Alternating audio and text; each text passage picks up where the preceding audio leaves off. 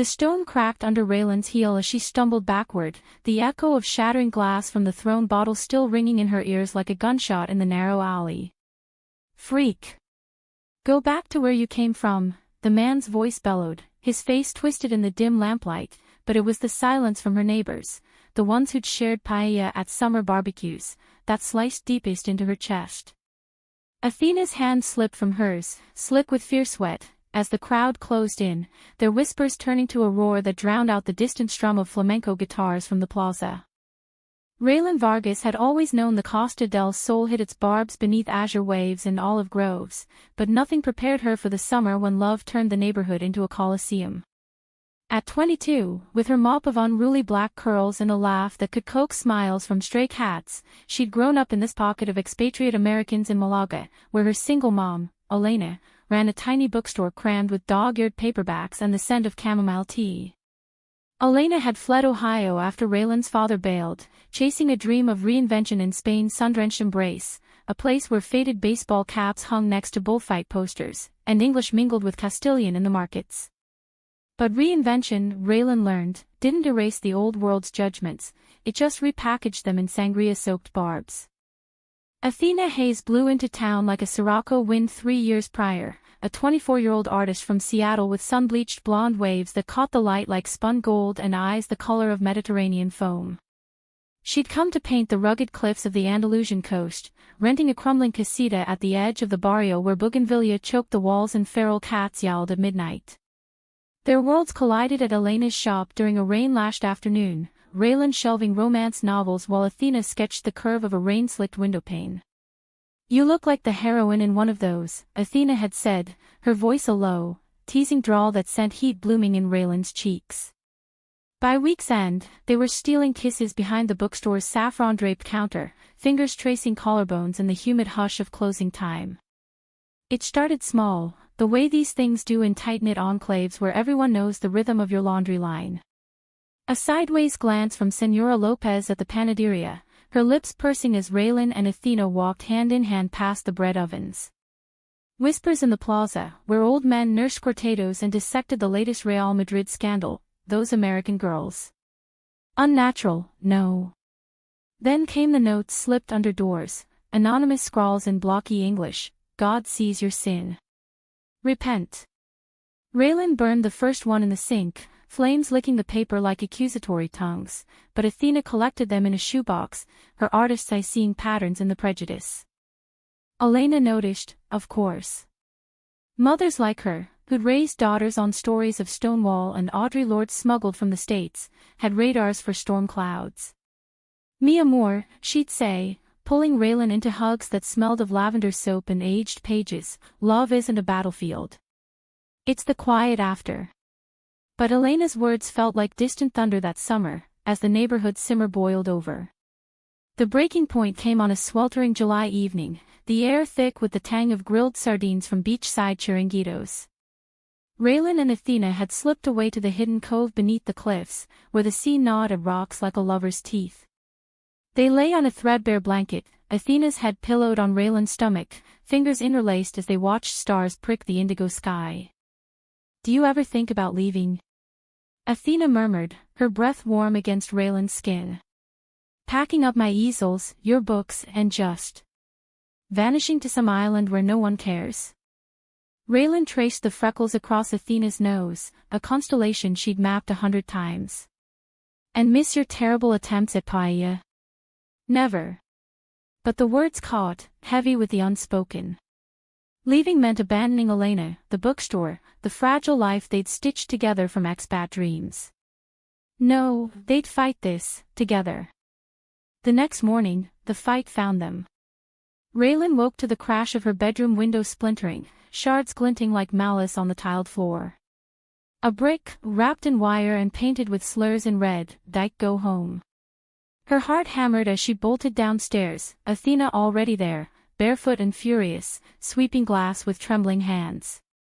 Elena emerged from the kitchen, flour-dusted from kneading dough for the shop's morning pastries, her face paling at the sight. "Who?"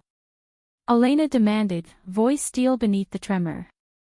But Raylan shook her head, throat too tight for words. By noon, the whispers had solidified into action. A petition circulated door to door, spearheaded by Mr. Hargrove, the retired Marine from Texas who'd once clapped Raylan on the back for her high school soccer goals. Now, his signature led the charge: protect our community's values. Boycott Vargas books. Neighbors who'd borrowed Elena's ladder for roof repairs now crossed the street, eyes averted. Athena wanted to confront them, storm the plaza with her sketchbook, draw their hypocrisy in charcoal strokes. Let me show them beauty in us, she'd plead, but Raylan held her back, fearing the spark that could ignite the dry tinder of their rage. Instead, they fortified, barricaded the shop's doors with extra locks, ignored the taunts yelled from passing fiats. Nights blurred into a haze of red wine and whispered promises, Athena's paintings evolving from serene seascapes to turbulent storms, waves crashing like unspoken grief. It was betrayal that cracked the facade wide open. Not from strangers, but from within, from Tomas, Raylan's childhood friend, the boy who'd shared gelato cones and secrets under the jacaranda trees. At 23, with his easy grin and mechanic's grease under his nails, Tomas had been the bridge between Raylan's worlds, translating neighborhood gossip into gentle warnings. They're talking, Ray, he'd say, eyes downcast. Just be careful. She trusted him, confided over beers at the local taberna, the depth of her love for Athena, the terror of losing her home. Your family, she told him, squeezing his hand. But family, Raylan learned, could wield the sharpest knives. The revelation came on a blistering August afternoon, the sun a hammer on the anvil of the earth. Raylan was restocking shelves, Pride and Prejudice wedged between Lorca's poetry, when the bell tinkled, admitting not a customer, but a ghost. Athena burst in, sketchpad clutched like a shield, her face ashen beneath the tan. Tomas, she gasped, collapsing against the counter. He told them everything. Raylan's world tilted. What? The meeting tonight. In the church hall. He stood up, you're Tomas, and said we'd corrupted the youth, that Elena's shop was a den of vice. They voted to shut us down, Ray. The whole neighborhood. Elena's gasp from the back room was a punctuation mark on the impossible. Raylan's knees buckled, but Athena caught her, their embrace a fragile dam against the flood. Betrayal tasted like rust in her mouth, sharper than the slurs, because Tomas had known her, the girl who'd bandaged his scraped knees, who'd dreamed with him of escaping to Barcelona's lights. How could he? That evening, as cicadas droned a dirge, they gathered in the cramped apartment above the shop. Elena poured sangria into mismatched glasses, her hands steady despite the storm in her eyes. We face it, she said simply. Head on. Raylan wanted to curl into Athena's lap and weep, but resolve hardened in her veins like cooling lava. They descended to the plaza as dusk bled purple across the sky, the air humming with anticipation. Lanterns swayed from wrought iron posts, casting flickering shadows on the crowd, 50 strong, faces familiar as faded photographs, the baker, the fisherman, Hargrove with his bulldog scowl. Tomas lurked at the edge, avoiding her gaze. Father Ruiz, the parish priest with his wire-rimmed glasses and soft Ohio accent, an expat like them, cleared his throat from the makeshift podium, a stack of folding chairs creaking under the assembly. We've come to discuss the direction of our community, he began, voice oily with false neutrality. Values under threat. Elena, Raylan, your family has been the heart of this barrio. But this liaison. Murmurs rippled like wind through dry grass. Athena's fingers tightened on Raylan's, a lifeline in the gathering dark. Then Elena stepped forward. Elena's voice cut through the murmurs like a bell in fog, steady and unyielding, the kind of timbre that had once soothed Raylan's childhood fevers with lullabies in 2 languages. At 52, with laugh lines etched deep from years of solitary joys and quiet sorrows, she stood not as the bookstore widow, but as a force, shoulders squared under her linen shawl, eyes flashing the fire of a woman who'd crossed oceans for her daughter. Liaison, she echoed, the word dripping disdain. You speak of love like it's a crime, father. Like it's something to be voted on, like the price of olives at market. The crowd shifted, discomfort rippling. Hargrove cleared his throat, his Texan drawl booming. "Elena, darlin', we're just protectin' the kids." "What kinda example?" "Example?" Elena's laugh was sharp, a shard of glass in the humid air. She turned to the assembly, her gaze sweeping faces she'd mended with stories and sympathy. "You want examples? Look to your own. The fisherman who beats his wife when the catch is lean. The baker who shorts the till for his gambling debts. Or Tomas here," she pointed, and the young man flinched, color draining from his sun-browned cheeks. "Who betrayed a friendship for a pat on the back from hypocrites." Tomas's mouth opened, closed, like a landed cod. "Elena, it was for the best." It's not right." Raylan's heart clenched, a vice of old affections warring with fresh wounds. Athena squeezed her hand harder, grounding her as Elena advanced, undeterred. "Not right? Boy, you grew up on my porch, eating my empanadas, hearing me read Whitman to this girl when she couldn't sleep. I celebrate myself, and sing myself, I'd say. And what did you learn? That love between two souls is a threat. That my daughter, who tends your abuela's garden without asking, who tutors your little sister in English for free, that she's lesser because her heart beats for Athena." The plaza fell silent, save for the distant crash of waves against the breakwater. A woman in the back, Senora Morales, the seamstress who'd hemmed Raylan's prom dress, crossed herself, but her eyes held doubt, a crack in the monolith. Athena, sensing the pivot, stepped up beside Raylan, her voice soft but carrying like smoke. "We're not asking permission. We're asking for decency. For the neighborhood that welcomed us, the one with shared feasts and midnight fireworks, to remember what binds us, not what divides." Hargrove snorted, but it lacked conviction. "Pretty words, girl. But the petition stands. Boycott starts tomorrow." Elena's response was to reach into her pocket, pulling not a weapon, but a worn photograph, creased and yellowed, edges soft from years of handling. She held it aloft, the image catching the lantern glow, two young women in 1970s bell-bottoms, arms linked under a rainbow flag, faces alight with defiant joy. "This is my sister, Maria," Elena said, voice thickening. "She loved a woman in a time when it meant beatings, exile. She came to me, broken, and I chose her over blood that called her monster. I chose family, not the one you're born to, but the one you build with fierce, foolish hearts." Tears pricked Raylan's eyes, the story a half-remembered whisper from childhood, and Maria the ghost who'd sent postcards from San Francisco, signed with lipstick kisses. Athena's thumb brushed her knuckles, a silent vow. The crowd stirred, whispers fracturing the unity, some nodding, others turning away. Tomas broke first, stepping forward with hunched shoulders. I'm sorry, Ray. They pressured me, said it'd ruin Elena's shop if I didn't speak. I thought. You thought wrong," Raylan cut in, her voice raw but rising. For the first time, she faced them all, curls frizzing in the sea breeze, chin lifted. "This isn't about God or values. It's fear. Fear of what you don't understand. Athena and we share sunsets, steal bites from each other's plates, dream of a life beyond these walls. That's not sin. That's salvation." A murmur of agreement from the back, Senora Morales, her voice tentative, "My niece in Madrid. She's like you girls. Happy, finally." The fracture widened, petitions crumpling in hesitant fists. But climax demands a crest, and it came not in words, but in storm. As Elena lowered the photo, thunder rumbled from the Sierra Nevada, fat raindrops splattering the stones like repentant tears.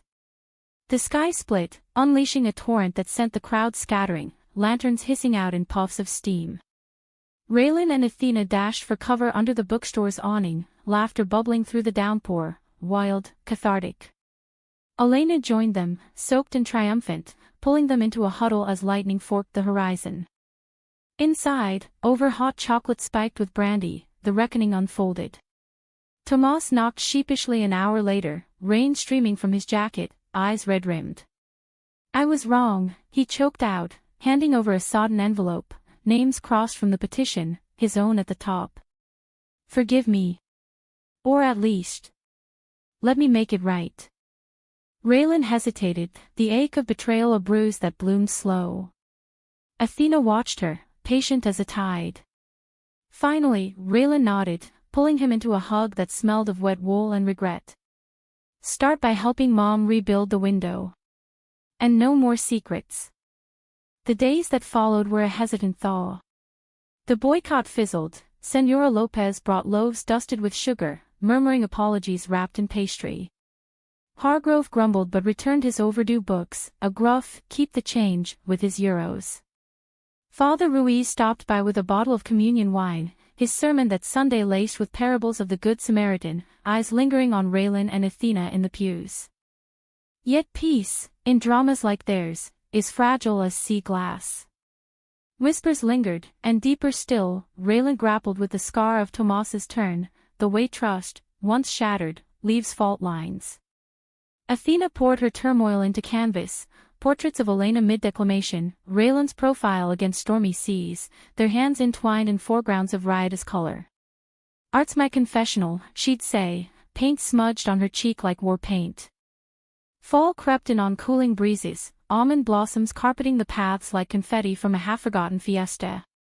Raylan and Athena took to long walks along the promenade, where retirees strolled and street musicians plucked guitars under palm fronds. One evening, as the sun dipped into the Strait of Gibraltar, painting the water molten, Athena stopped, turning to Raylan with that earnest gaze that unraveled her every time. "I want to stay," Athena said, voice fierce against the wind. "Not out of duty, but because this, us, here, is home." "But if they ever—" Raylan silenced her with a kiss, salt-tinged and sure. "They won't. And if they do, we build again. With Mom. With the ones who chose us." Elena's bookstore became a beacon in the mending, shelves groaning under new arrivals, memoirs of queer icons, Spanish translations of Alison Bechdel, even Athena's first local exhibit, canvases of defiant embraces sold to curious tourists. The neighborhood evolved, grudgingly at first, then with the warmth of shared olives and stories. Tomas, redeemed in small acts, fixing the shop's leaky roof, inviting them to his sister's baptism, found his way back, a brother reclaimed. But the true deepening came in quiet moments, the emotional undercurrents that drama demands. Raylan, haunted by the brick's shadow, woke some nights gasping, Athena's arms her anchor. "What if love isn't enough?" she'd whisper into the dark. Athena, ever the dreamer, would trace her jawline. "It is. Because it's ours." Elena watched them bloom, her own heart a garden tended through loss. One crisp November morning, as mist clung to the hills, she gathered them on the bookstore's rooftop terrace, overlooking the barrio's terracotta sprawl. "Family isn't blood or bylaws," she said, pressing a key into Raylan's palm, the deed to the shop, co-signed. "It's this. The choice to stand, rain or shine." Tears fell then, mingling with the dew on wrought iron rails. Athena sketched the scene later, 3 figures silhouetted against a dawn-pinked sky, hands linked, unbreakable.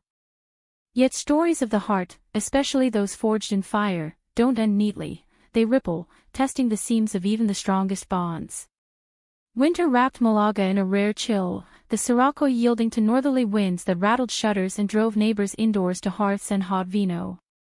The bookstore thrived, its windows aglow with fairy lights and handwritten recommendations, for the lonely heart, the price of salt.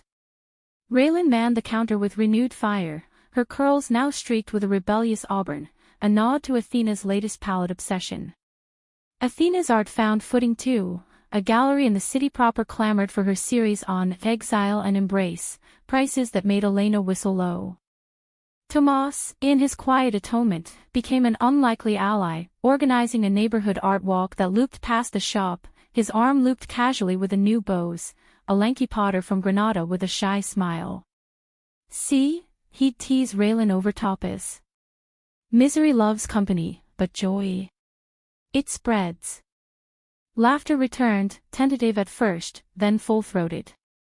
Picnics on the beach, where Athena buried Raylan in sandcastles shaped like lighthouses, Elena presiding with a cooler of gazpacho and tales of her own misspent youth in Cleveland's underground poetry slams. Your Aunt Maria, she'd confide one twilight, as waves lapped their toes, she taught me love's not a straight line.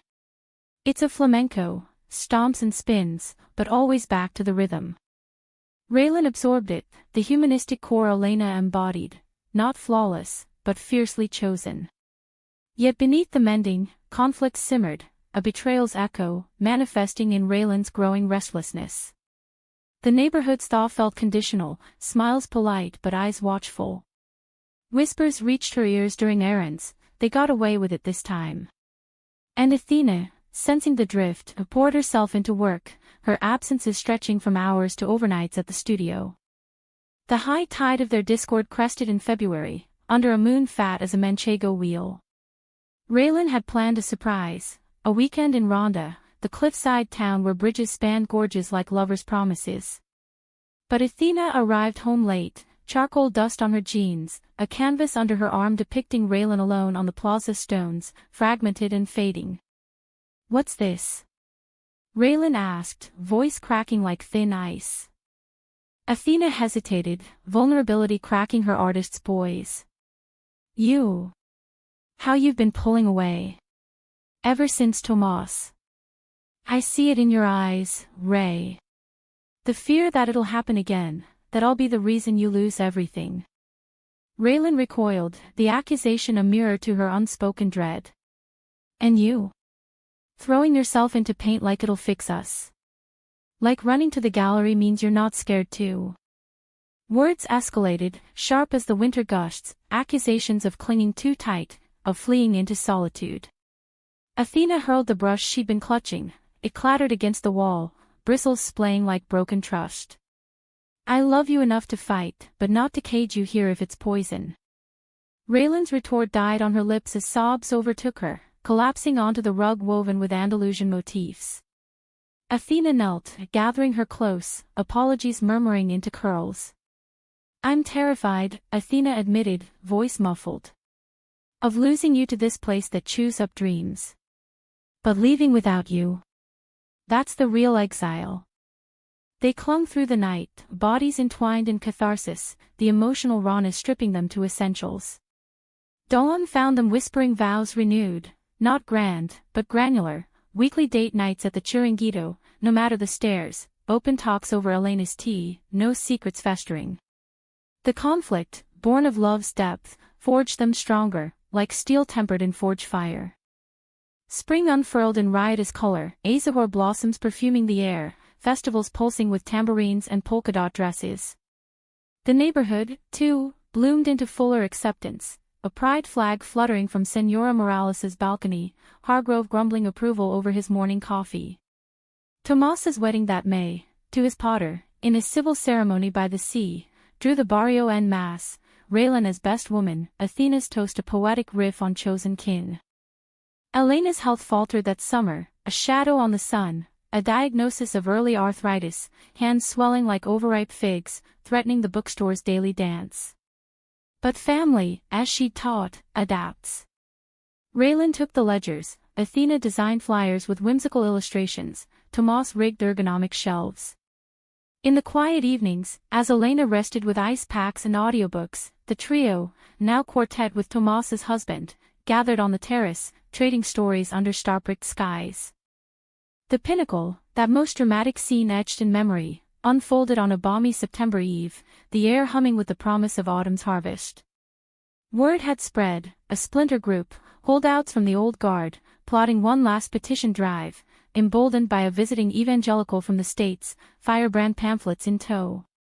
They gathered in the plaza at twilight, fewer than before but vocal, signs bobbing like buoys in choppy seas, family values first. Raylan and Athena arrived arm in arm, Elena between them, cane tapping a defiant rhythm on the cobbles. The crowd, 20, maybe, hushed as Elena mounted a bench, her voice carrying like a cantor's call. "Enough," she declared, the photo of Maria pinned to her blouse like a medal. "You've tested us, broken us, but here's the truth of family. It's not petitions or pulpits. It's the woman who holds your hand through storms, the mother who stands when the world sways, the friend who returns wiser from his fall. The evangelical scoffed, but Tomas stepped from the shadows, his husband at his side. I know betrayal, he said, voice steady. I was its instrument. But grace. That's what redeems. One by one, doubters lowered signs, Senora Lopez first, then others, the plaza emptying not in defeat, but in dawning. As stars wheeled overhead, Raylan turned to Athena, their kiss a seal on the moment, soft, enduring.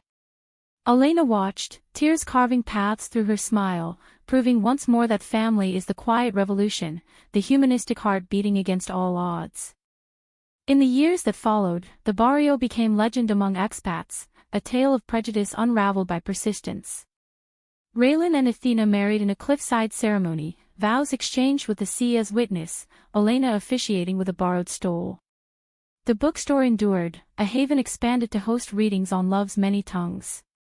Betrayals faded to footnotes, conflicts to catalysts, leaving a legacy of deep, romantic tether, two women, their mother, a neighborhood reborn. And in quiet moments, as Athena sketched or Raylan turned pages, they'd remember, the crack of stone, the sting of rain, the unyielding proof that family, truly, means choosing to stay.